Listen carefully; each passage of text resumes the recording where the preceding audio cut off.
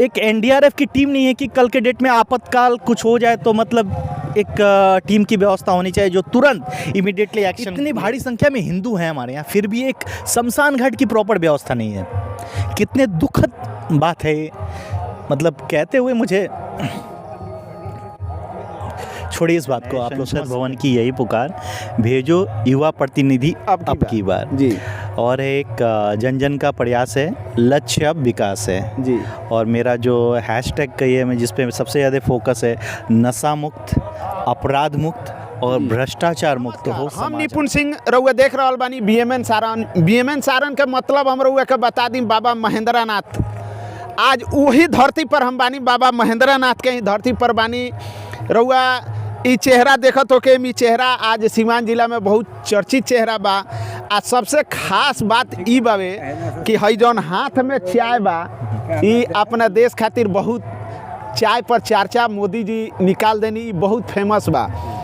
आ चाय बेचत बेचत मोदी जी प्रधानमंत्री बन गई। आज यही चाय के चर्चा पर प्रकाश मणि तिवारी जी बानी जौन सीवान से लोकसभा के चुनाव लड़े में यहाँ के बहुत बड़हन पैकेज छोड़ के विदेश से आ सीवान के राजनीति में आ गई। यहाँ के एगो स्लोगन बा कि नए संसद भवन की पुकार, भेजे युवा अब की बार। का लागत रहुआ ये में सफल हो जाए?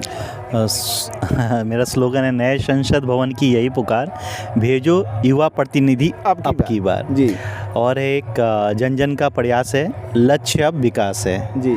और मेरा जो हैशटैग कही है मैं जिस पे सबसे ज़्यादा फोकस है, नशा मुक्त, अपराध मुक्त और भ्रष्टाचार मुक्त हो समाज हमारा।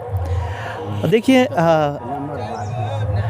मेरा प्रयास है जी, जहाँ कुछ भी नहीं हो सकता है लोग कहते हैं, वहाँ पे मैं कोशिश कर रहा हूँ। मुझे लग रहा है कि एक जिम्मेदार नागरिक होने के नाते, एक बच्चे का बाप होने के नाते, आप जैसे छोटे भाइयों का बड़ा भाई होने के नाते ये मेरी रिस्पॉन्सिबिलिटी बनती है कि समाज में चल रहे मुद्दों पे मैं सबका ध्यान आकर्षित करूं।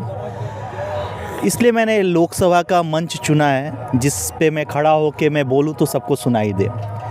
आज जैसे आप लोग को पता है नशा के गिरफ्त में युवा पीढ़ी आ रही है जी। और सबसे बड़ी समस्या है कि 3-4 साल के अंदर बच्चे मर जा रहे हैं, मृत्यु के शिकार हो जा रहे हैं। ये मेरे लिए बहुत ही दुखद है विषय है कि मतलब मैं कैसे उन बच्चों को बचाया जाए। क्योंकि देखिए दुखद इसलिए कि उसमें केवल उनका लड़का, उनका भाई नहीं है, उसमें हमारे परिवार का भी लड़का है या आ सकता है कल के डेट में। जिस तरह से ये स्माइक वगैरह का नशा स्प्रेड हो रहा है, समाज में फैल रहा है इतने रफ्तार से।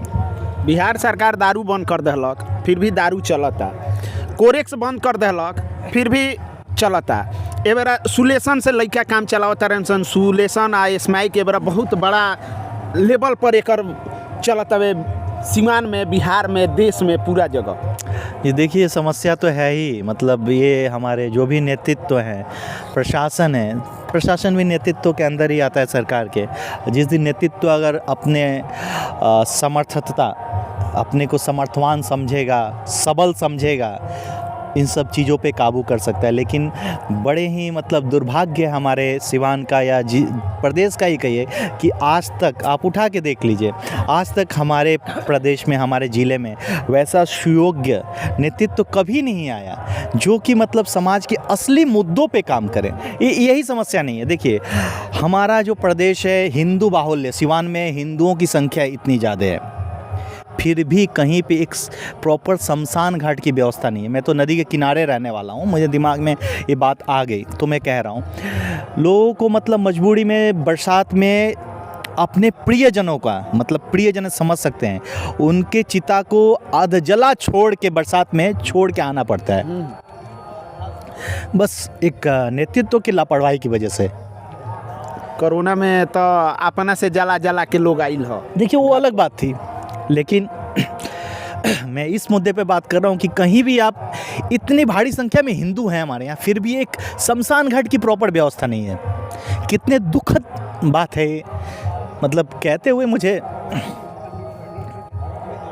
छोड़िए इस बात को, आप लोग समझ सकते हैं। सिवान से लेके छापरा तक ई गंगा जी, सरजू नदी अपना तरफ बाड़ी, लेकिन बिजली से जलावे ला एगो 110 गिरी भी नहीं है। कुछ नहीं है। वही मैं कहना चाहता हूँ कि कैसे हिंदू नेता हैं आप लोग कि आप अपने समाज के लिए एक शमशान घाट की भी व्यवस्था नहीं कर सकते हैं आप? एक एनडीआरएफ की टीम नहीं है कि कल के डेट में आपातकाल कुछ हो जाए तो मतलब एक टीम की व्यवस्था होनी चाहिए जो तुरंत इमीडिएटली एक्शन ले ले। ओकर भुगतान अभी माझी 3 दिन अभी हाँ, पहले कुछ दिन पहले आप लोग न्यूज़ में चलाए भी थे उस चीज़ को। 18 आदमी डूबा रहा तब पानापुर से एनडीआरएफ की टीम आई। क्या आपका रिसर्च है? आप क्या ग्राउंड पे किस मुद्दे की बात करते हैं? मैं तो राजनीति में हूँ ही नहीं, फिर भी मुझे ये सब चीज़ें एकदम स्पष्ट दिख रही है कि हमारे समाज में प्रॉब्लम्स क्या हैं। बच्चे मर रहे हैं, 3 से 4 साल के अंदर जो बच्चे हैं स्माइक ये सब जो डेंड्राइट इन सब चीज़ों के गिरफ्त में आके मतलब दम तोड़ दे रहे हैं। जिस घर में भी बच्चा नशे के गिरफ्त में आ रहा है उस घर की स्थिति जाके देखिए, सामाजिक तौर से, आर्थिक तौर से, मानसिक तौर से वो परिवार टूट चुका है।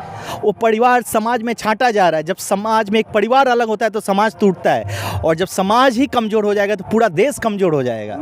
इस चीज़ पे किसी का ध्यान ही नहीं है। बच्चे रोड एक्सीडेंट पे मर रहे हैं। हमारे यहाँ कितनी महिलाएं एमपी एमएलए बनी, लेकिन किसी को भी एक चीज़ का ध्यान नहीं आता है कि एक छोटे छोटे बाज़ारों में सुलभ शौचालय की व्यवस्था हो। आज से 20-25 साल पहले हो जाना चाहिए, लेकिन अभी भी आपको ये नहीं दिखता है कि आपके ही रिलेशन के माता बहनें या हमारे घर के रोड के किनारे बैठने के लिए मजबूर हैं। क्या एक सुलभ शौचालय की व्यवस्था नहीं होनी चाहिए? कहीं मार्केट में नहीं है, कहीं नहीं है सर। बा भी तो वो एक प्रॉपर बस स्टैंड की व्यवस्था नहीं कि 45 डिग्री टेम्परेचर में आपको किसी इस दुकान के नीचे उस दुकान के हटाया जाता है। हटा हटा हटा हटा खड़ा होने की व्यवस्था नहीं है। ट्रैफिक की समस्या इतनी ज़्यादा है कि लोग ट्रैफिक में दम तोड़ देते हैं। तो कितनी समस्या आपको क्यों नहीं दिखती है? अगर सरकारी शौचालय कहीं मार्केट में बरलो बा तो भ्रष्टाचार के भेंट चढ़ गई में केहू ना जाए। भाई उसमें सुलभ शौचालय बनवा दीजिए ना, आप ही तो सरकार में हैं। आप जब निजी स्वार्थ से ऊपर उठ के काम करने की इच्छा शक्ति जब होगी ना तो आपके अंदर असीम ऊर्जा आ जाएगी।